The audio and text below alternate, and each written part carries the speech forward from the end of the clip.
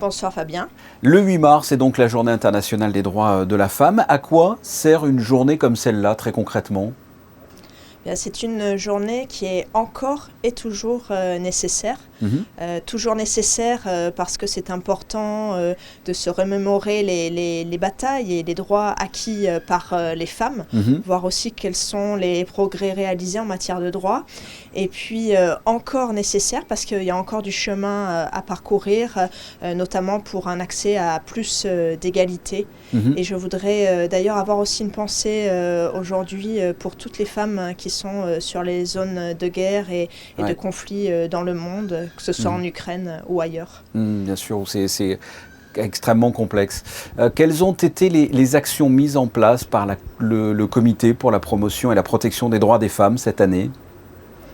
Eh bien, pour ce 8 mars, nous avons choisi de mettre en avant les droits des femmes et la protection de la mer.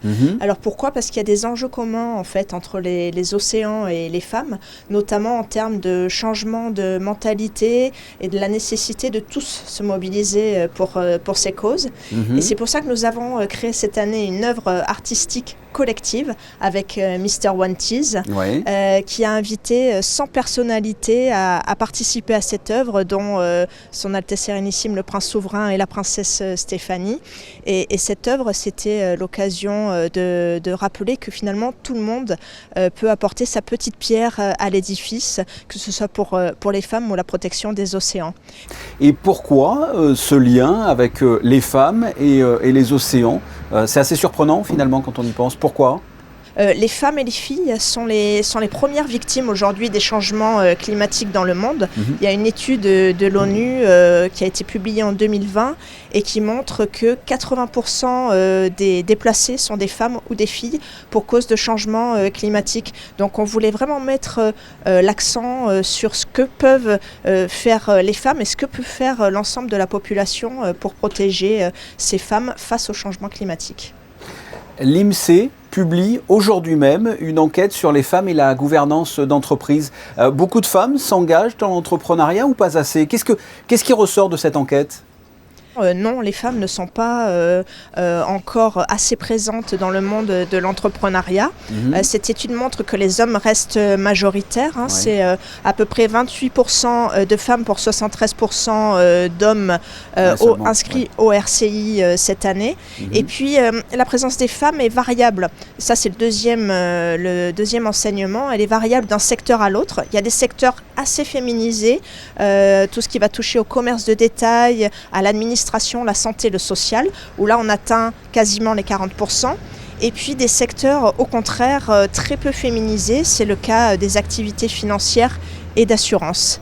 Et le troisième constat qui ressort de cette étude, alors c'est une lueur d'espoir, c'est que sur toutes les créations d'entreprises en 2021, dans le secteur du commerce de détail, eh bien, une personne sur deux inscrite aujourd'hui est une femme.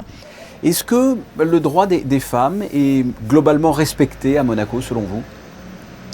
Alors le droit des femmes à Monaco existe depuis de nombreuses années. Il y a un arsenal juridique qui est quand même très complet, que ce soit en matière d'égalité ou en matière de lutte contre les violences faites aux femmes. Il y a déjà beaucoup de lois qui ont été votées, mais c'est aussi un droit évolutif qui s'adapte à l'évolution de la société.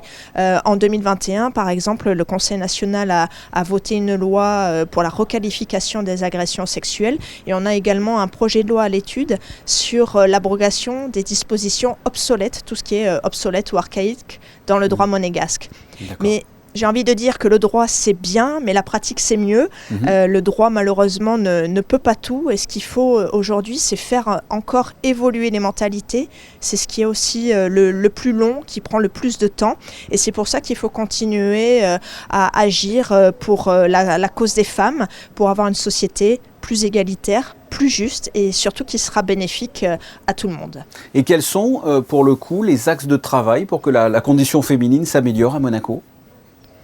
Eh bien, comme je vous disais, il y a un certain nombre de projets de loi actuellement à l'étude. Et puis après, c'est beaucoup également de sensibilisation pour faire évoluer les mentalités, que ce soit au travers de campagnes de communication que nous faisons, ou au travers également des actions portées par la journée des droits des femmes. Et puis nous avons aussi des actions vis-à-vis de la jeunesse, puisque l'éducation, que ce soit à l'égalité ou au respect de l'autre, se décide dès le plus jeune âge, et c'est important de sensibiliser la jeunesse. Donc un axe de travail vers la jeunesse, sans aucun doute. Très bien. Céline Cottalorda, merci d'avoir répondu à mes questions. Merci à vous pour votre invitation.